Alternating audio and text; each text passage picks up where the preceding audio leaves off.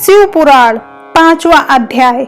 बिंदुक का पिशाच योनि से उद्धार। सूत जी बोले, सौनक, एक दिन चंचुला आनंद में मग्न उमा देवी के पास गई और दोनों हाथ जोड़कर उनकी स्तुति करने लगी। चंचुला बोली, हे गिरजानंदिनी स्कंद माता उमा, आप सभी मनुष्यों एवं देवताओं द्वारा पूज्य तथा समस्त सुखों को देने वाली हैं। आप शंभु प्रिया हैं। आप ही सगुणा और निर्गुणा हैं। हे सच्चिदानंद स्वरूपणी, आप ही प्रकृति की पोषक हैं। हे माता, आप ही संसार की सृष्टि, पालन और संहार करने वाली हैं। आप ही ब्रह्मा, विष्णु और महेश को उत्तम प्रतिष्ठा देने वाली परम शक्ति हैं। सूत जी कहते हैं, सौनक, सद्गति प्राप्त चंचुला इस प्रकार देवी की स्तुति कर शांत हो गई। उसकी आंखों में प्रेम के आंसू उमड़ गए। तब शंकर प्रिया भक्त वत्सला उमा देवी ने बड़े प्रेम से चंचुला को चुप कराते हुए कहा, सखी चंचुला, मैं तुम्हारी स्तुति से प्रसन्न हूँ। बोलो, क्या वर मांगती हो? चंचुला बोली, हे गिरिराज कुमारी, मेरे पति बिंदुक इस समय कहाँ हैं? उनकी कैसी गति हुई है, मुझे बताइए और कुछ ऐसा उपाय कीजिए ताकि हम फिर से मिल सकें। हे महादेवी, मेरे पति एक शूद्र जाति वैश्या के प्रति आसक्त थे और पाप में ही डूबे रहते थे। गिरिजा बोली, बेटी, तुम्हारा पति बिंदुक बड़ा पापी था। उसका अंत बड़ा भयानक हुआ। वैश्या का उपभोग करने के कारण वह मूर्ख नरक में अनेक वर्षों तक अनेक प्रकार के दुख भोग कर अब शेष पाप को भोगने के लिए विंध्य पर्वत पर पिशाची की योनि में रह रहा है। वह दुष्ट वहीं वायु पीकर रहता है और सब प्रकार के कष्ट सहता है। सूत जी बोले, सौनक, गौरी देवी की यह बात सुनकर चंचुला अत्यंत दुखी हो गई।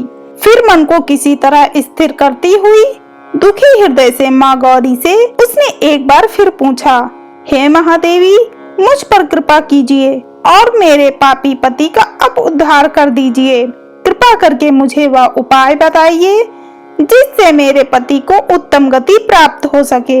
गौरी देवी ने कहा, यदि तुम्हारा पति बिंदुक शिव पुराण की पुण्यमयी उत्तम कथा सुने तो वह इस दुर्गति को पार करके उत्तम गति का भागी हो सकता है। अमृत के समान मधुर गौरी देवी का यह वचन सुनकर चंचुला ने दोनों हाथ जोड़कर मस्तक झुकाकर उन्हें बारंबार प्रणाम किया तथा प्रार्थना की कि मेरे पति को शिव पुराण सुनाने की व्यवस्था कीजिए। ब्राह्मण पत्नी चंचुला के बार बार प्रार्थना करने पर शिवप्रिया गौरी देवी ने भगवान शिव की महिमा का गान करने वाले गंधर्वराज तुम्बुरो को बुलाकर कहा, तुम्बुरो, तुम्हारी भगवान शिव में प्रीति है। तुम मेरे मन की सभी बातें जानकर मेरे कार्यों को सिद्ध करते हो। तुम मेरी इस सखी के साथ विंध्य पर जाओ। वहाँ एक महाघोर और भयंकर पिशाच रहता है। पूर्व जन्म में वह पिशाच बिंदुक नामक ब्राह्मण मेरी इस सखी चंचुला का पति था। वह वैश्यागामी हो गया। उसने स्नान, संध्या आदि नित्य कर्म छोड़ दिए। क्रोध के कारण उसकी बुद्धि भ्रष्ट हो गई।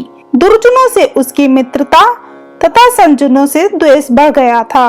वह अस्त्र शस्त्र से हिंसा करता, लोगों को सताता और उनके घरों में आग लगा देता था। चांडालों से दोस्ती करता, वह राजवैश्या के पास जाता था।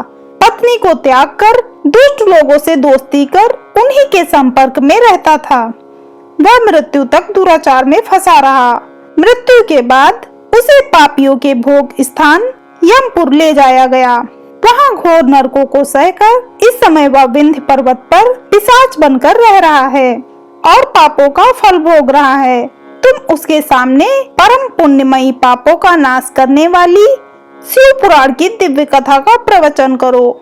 इस कथा को सुनने से उसका हृदय सभी पापों से मुक्त होकर शुद्ध हो जाएगा और वह प्रेत योनि से मुक्त हो जाएगा। दुर्गति से मुक्त होने पर उस बिंदुक नामक पिशाच को विमान पर बिठाकर तुम भगवान शिव के पास ले आना।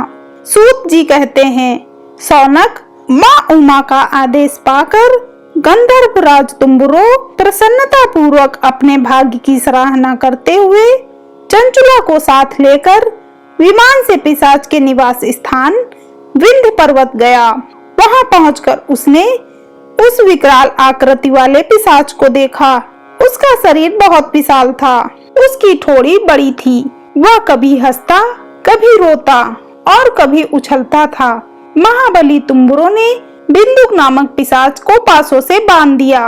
उसके पश्चात तुम्बुरो ने शिव पुराण की कथा बांचने के लिए स्थान तलाश कर मंडप की रचना की। शीघ्र ही इस बात का पता लोगों को चल गया कि एक पिशाच के उद्धार हेतु देवी पार्वती की आज्ञा से तुम्बुरो शिव पुराण की अमृत कथा सुनाने विंध्य पर्वत पर आया है। उस कथा को सुनने के लोभ से बहुत से देव ऋषि वहां पहुंच गए। सभी को आदर पूर्वक स्थान दिया गया। पिशाच बिंदुक को पासों में बांधकर आसन पर बिठाया गया और तब तुम्बुरो ने परम उत्तम शिव पुराण की अमृत कथा का गान शुरू किया।